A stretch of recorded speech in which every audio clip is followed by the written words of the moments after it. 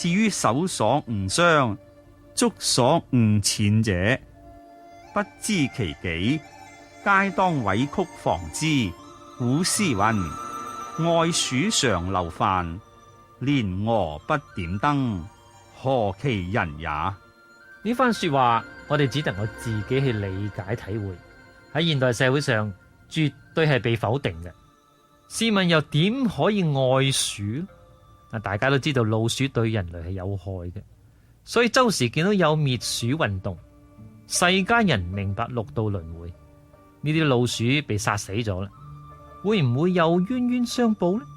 殺佢滅佢係咪真正能夠解決問題呢？而且除此之外，仲有冇第啲方法可行呢？各位同修，冇話殺人唔填命嘅，欠債唔還錢嘅。因果通三世，如果能夠真正咁了解事實真相，為非作歹嘅事就絕對不能做啦。你若然係做咗，最終呢仲係自己吃虧嘅啫。而想佔人哋嘅便宜，佔唔到；人哋想佔我哋嘅便宜，亦都佔唔到。明白呢個道理，我哋絕對唔會去傷害一切眾生，唔會同佢哋結怨，唔會欠人家嘅債。咁自己呢一生呢，就心安理得。世間唯有真誠、清淨、慈悲，只能夠解決世人所冇法子解決嘅難題。所以佛經唔可以唔讀。善行無窮，不能單述。由此十事而推廣之，則萬德可備矣。由此十事而推廣之，則萬德可備矣。四分裏邊呢一章係主要嘅一章，積善係建立在改過嘅基礎上，而改過係建立喺明白因果嘅概念上。第一章講因果報應，再教我哋改過積善，最後呢一章謙德之孝呢，係全書嘅總結啦。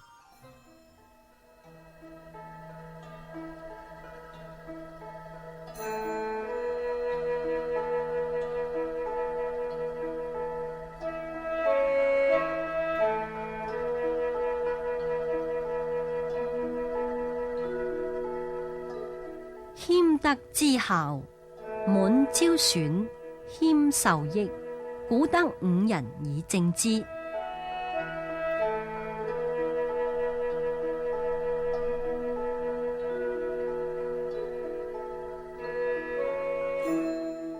謙能保持善果，如果唔係，雖積亦保唔住，亦係枉費心機。善真正能保持，就要靠謙啦。所謂謙德之孝，所以《金剛經》裏邊講布施，即係修善，用忍辱嚟保持。不能忍辱，修積再多都會落空。儒家嘅保持方法就係謙德。亦曰：天道規形而益謙，地道變形而流謙，鬼神害形而福謙，人道惡形而好謙。形係滿，我哋睇下月亮嘅盈虧，就能夠體會到呢個道理啦。月滿之後嘅光芒呢，必定係一日一日咁減少嘅。而月未滿嘅時候，光明會一日一日嘅增加。加一點就係益謙，滿招損，謙受益。我哋由呢個地方就能夠體會到天道，亦即係大自然嘅定律。地道變形而流謙，形係形滿。你睇下水滿咗呢，就會往低洼嘅地方流去嘅。呢個係地道嘅形象。鬼神見到你得志，就生起妒忌心，佢就想辦法加害於你，找你嘅麻煩。當你乜嘢都冇嘅時候，鬼神亦都會憐憫你、同情你，想幫助你。人亦都係咁嘅，人道惡形而好謙。惡呢就係厭惡。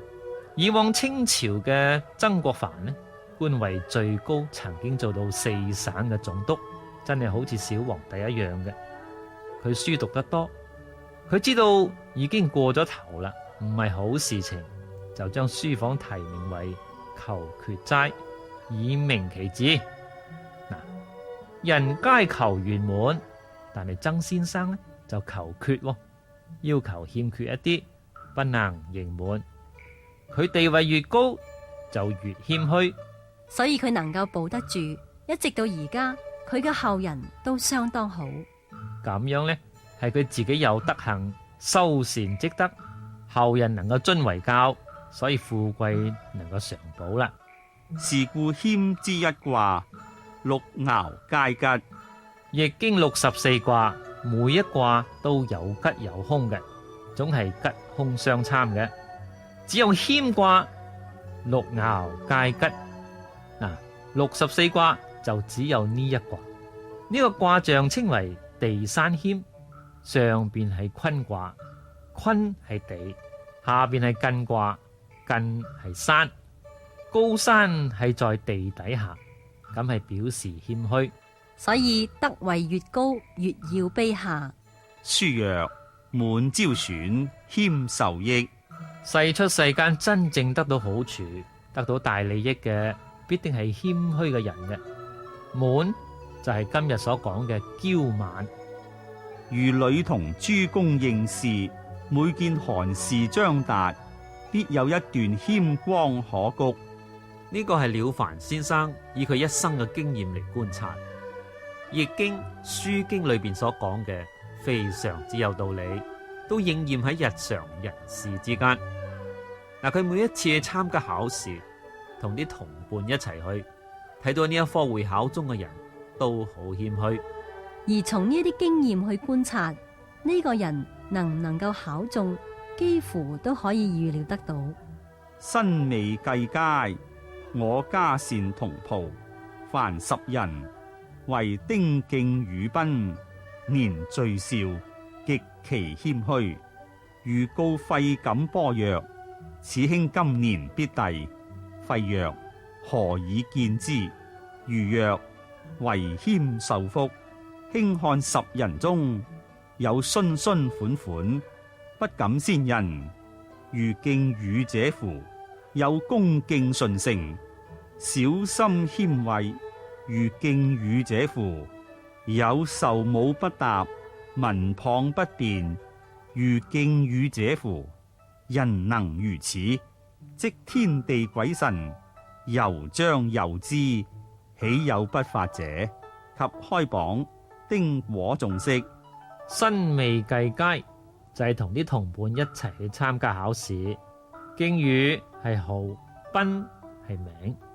呢個人年紀好輕，極其謙虛。如告費錦波曰：費錦波亦係同行嘅一個。此兄今年必第。了凡先生觀察判斷佢一定得第，一定考取。費曰：何以見之？佢話你點知道呢？如曰：為謙受福。了凡先生講明佢觀察人理論嘅依據。卿看10人中，請睇下我哋10個同伴之中，有洵洵款款，不敢先人。如敬宇者乎？呢個係形容其忠實老成。10個人當中講忠厚老成，有邊一個比得上佢？有恭敬順承，小心謙惠，如敬宇者乎？有受母不答，民謗不辯，如敬宇者乎？呢兩句非常之難得。別人侮辱佢、侵犯佢，佢都能夠包容，都能夠唔計較，量大福大。人能如此，即天地鬼神，由將由之，豈有不發者？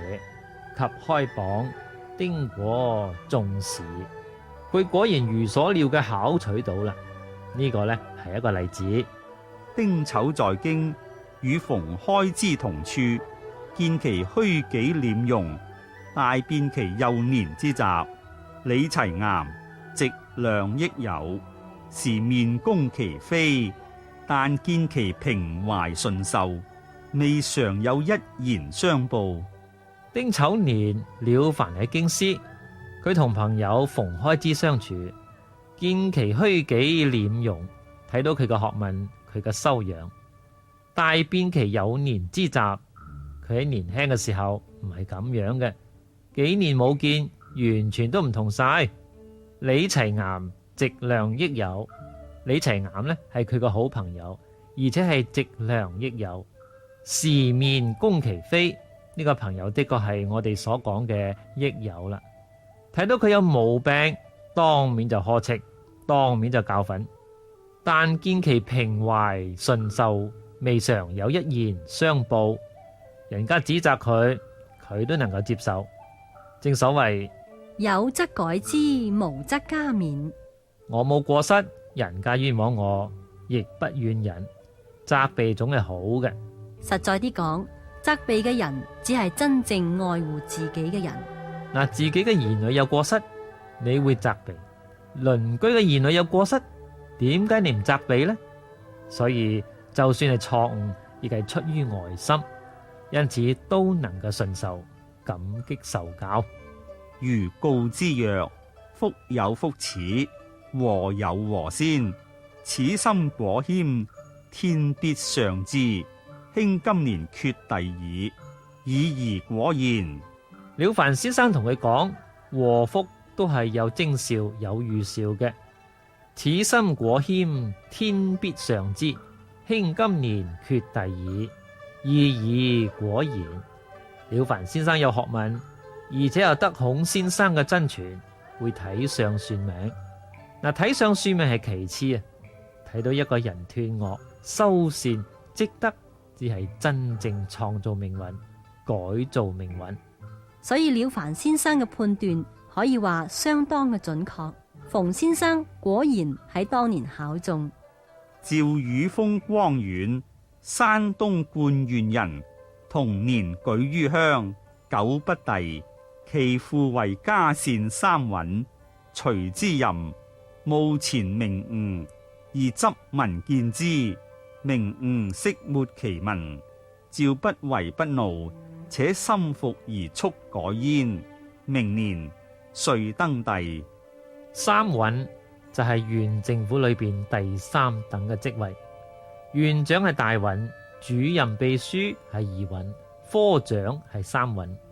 趙裕豐先生跟隨父親在嘉善縣嘅時候，務錢明誤而執民見之。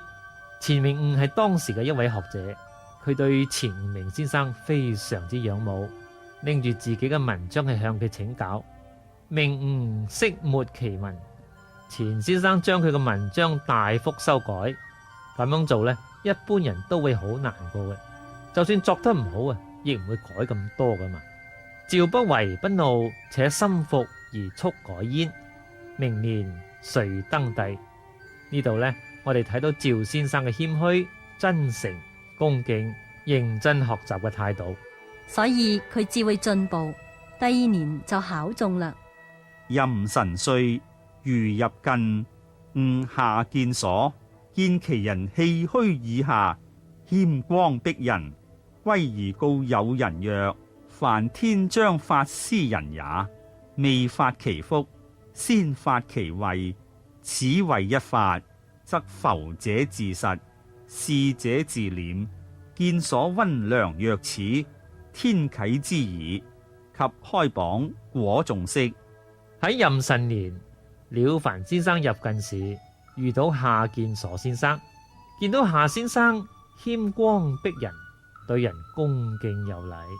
呢一段裏邊最重要嘅一句說話就係：天將發斯人也，未發其福，先發其位。前面講冇位就不能收福，就算收亦得唔到福。點解呢？因為福善有真假，有半滿，有是非。而你唔認識，好心收福，誰知道做咗一身罪業，做咗罪業自己仲以為喺度收福添。所以要先讀書，讀書至明理，你明白咗之後，至知道乜嘢係福田，應該點樣種福。人若果智慧現前，自然會收斂、穩重、溫良、謙敬、忍讓。夏先生亦喺呢一科考中啦。江陰張惠岩，即學公文，有星毅林，甲午，南京鄉試，御一字中，揭曉無名，大罵士官，以為眉目。張偉岩先生有才學，文章寫得好好，而佢喺一般讀書人之間，亦都係好有名氣嘅。佢喺甲午年參加南京鄉試，結果冇考中，怨天尤人，就大鬧主考官冇眼㗎，咁好嘅文章佢冇錄取。時有一道者在旁微笑。當時有位老道聽佢大鬧主考官有眼無珠，唔錄取佢嘅文章，喺嗰度發脾氣。老道喺旁邊微笑。張句兒怒道者，張先生見老道喺度笑佢，佢嘅脾氣呢就發到老道嘅身上啦。道者曰：相公文筆不佳。老道講：你嘅文章一定唔好，所以主考官冇錄取你。張益怒曰：汝不見我文，烏之不佳。張先生聽咗老道嘅批評，火氣更加大啦。佢就話：你又冇見到我嘅文章，又點知道我嘅文章唔好呢？道者曰：文作文，為心氣和平。今聽公罵詈，不平甚矣，文安得公？老道講：我聽講作文章要心平氣和，好似你脾氣咁暴躁，咁貢高我慢，你嘅文章點會作得好呢？張先生畢竟係個讀書人，讀書人服理，老道講得有道理，佢不得不服啦。張不覺屈服，因就而請教焉。老道所言的確係有智理，諗下自己係錯咗啦，於是就回過頭嚟向老道請教。由此可見，張先生知過即改，咁至係真學問、真功夫。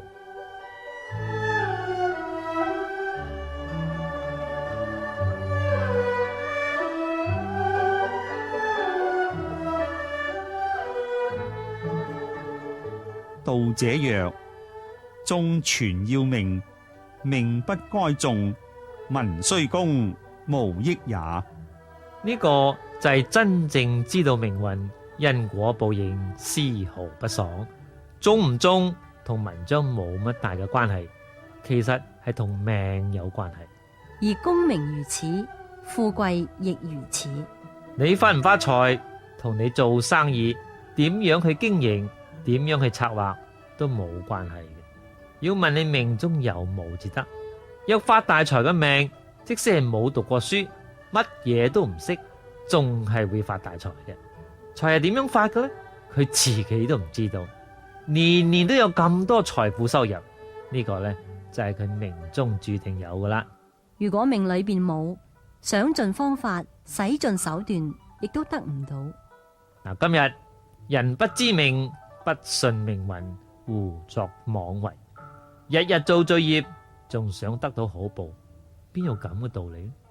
點解以前人嘅果報好快就能夠見到，而現代人做嘅因果就似乎見唔到呢？呢個係因為大家都做惡，一個一個報嚟唔切啦，到時候必定係算總賬，一筆就勾銷。一個人嘅文學、才藝、富貴、壽、考都要有命運嘅，而創造命運、改造自己嘅命運，咁至係真正聰明、真正有智慧。否則若然命中冇，非理非分嘅妄想求得，最後都係會落空嘅，時間精力都浪費咗啦，咁先至係可惜啊！嗱，老道又話：須自己做個轉變。張曰：既是命，如何轉變？呢個係雲谷禪師教了凡先生嘅。一定要自己改造自己嘅命運。咁命中注定嘅都能夠改變咩？命中注定嘅係常數，你能夠斷惡修善就有變數啦。你唔知道斷惡修善，咁就係真嘅一生都受到命運嘅安排啦。果然能夠斷惡修福積德，你嘅命運一定就會改變。道者曰：造命者天，立命者我，力行善事，往積陰德，何福不可求哉？呢個係老道教佢改造命運嘅方法。了凡居士喺前邊已經好詳細咁講過啦。張曰：我貧士何能為？張先生話：我咁貧寒，能攞乜嘢嚟修福呢？道者曰：善事陰功，皆由心造，常存此心，功德無量。老道講，善事陰功，皆由心造。唔需要錢財，往往冇錢嘅人能夠積大功積大德，而有錢嘅人未必能夠造福，能夠積德。且如謙虛一節，並不費錢。呢個係舉例說明，好似你剛才咁嘅態度呢，就係太傲慢啦。你能夠謙虛一啲，就係善，就係德，呢個就唔使使錢嘅。你如何不自反，而罵試官乎？考試考唔中，應當要自己反省，改過自身。點能夠責怪主考官？呢個係眼前嘅事情，可見善惡禍福確實係一念之間。將由此節節自持，善日加修，德日加厚。丁酉，蒙自一高房，得試錄一冊，中多缺行。問旁人曰：此今科試錄。問何多缺名？曰：科第陰間3年1考教，雖積德無咎者，方有名。如前所缺，皆係舊該眾識，因身有薄幸而去之者也。後指一行云：與3年來，持身頗神，或當保持。行自愛，是科果中150名。呢啲事情，各位讀咗能夠相信，你就有福啦。你若然唔相信，福就好薄噶啦。天地鬼神同我哋人間一舉一動、一言一笑都有密切嘅關係。咁唔係迷信，呢個係事實。嗱，以前朱鏡就老居士在世嘅時候呢，我初聞佛法，佢為我講過好多故事，係佢親身經歷、親眼見、親耳聽到嘅。就係戰爭中，亦唔會有冤枉死嘅。生死有命，應該點樣死呢？陰曹地府都有記錄嘅，唔會有一個係冤枉死嘅。所以你唔好自以為係現代受過科學洗禮嘅人，就算係咁啊，亦都逃唔出閻羅王嘅手掌。呢啲全部都係事實，絕非妄語。如果你相信呢，你就有福啦。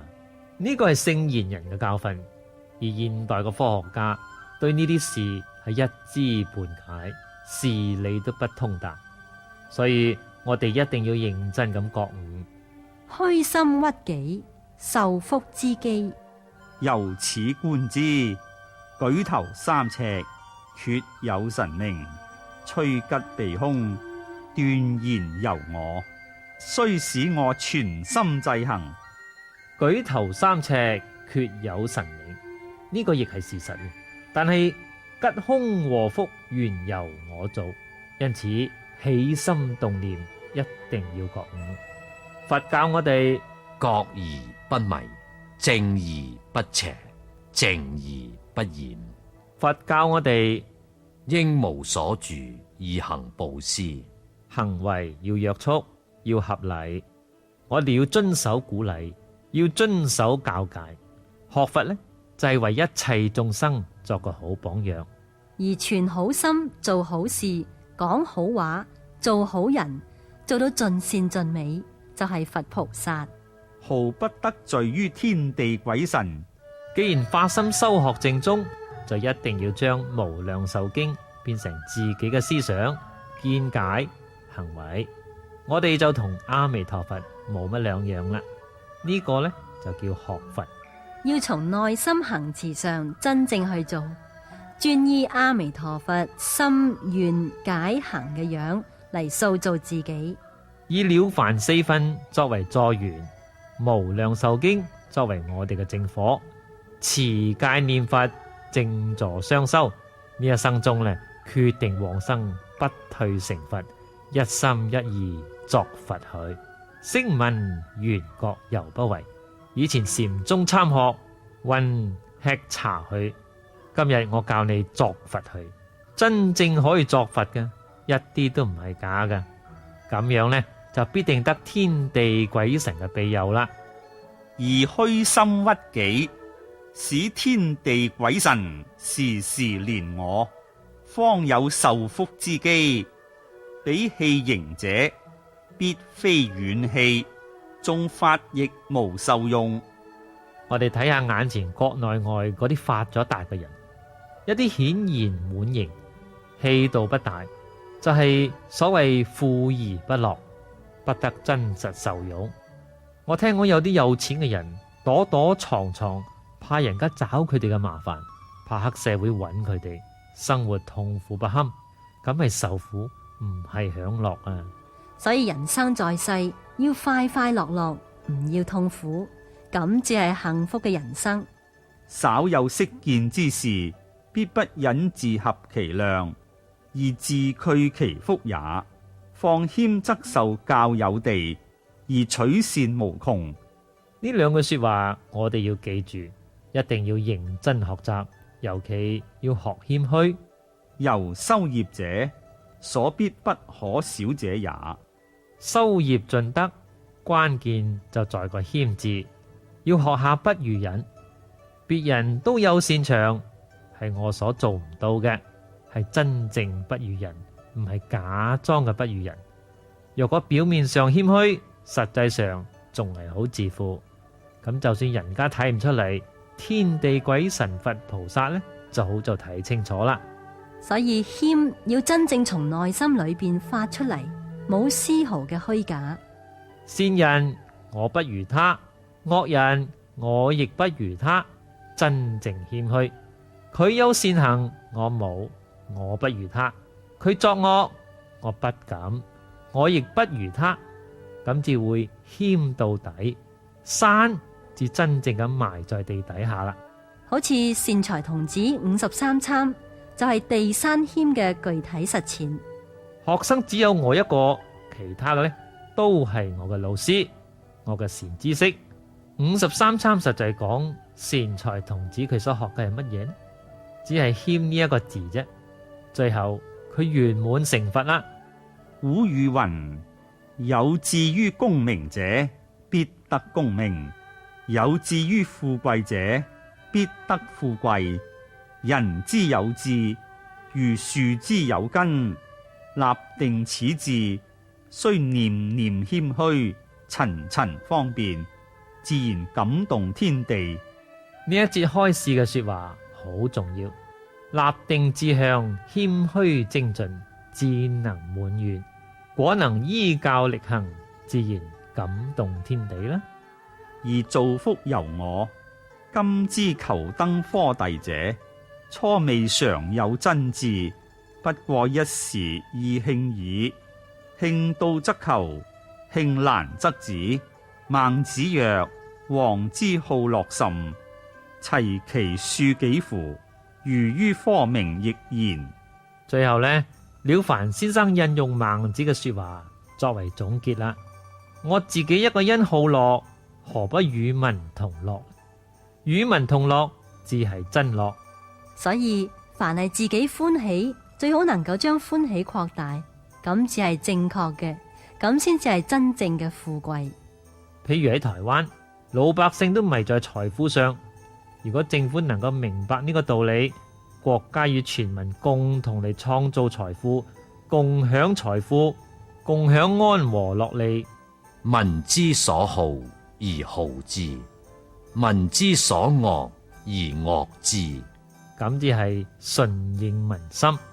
嗱，我哋要用智慧修善積德，創造財富，要幫助全世界落後嘅地區、貧窮嘅地區。咁呢種富貴呢，至創造得有價值、有意義嘅。若然財富據為己有，咁禍害就近噶啦。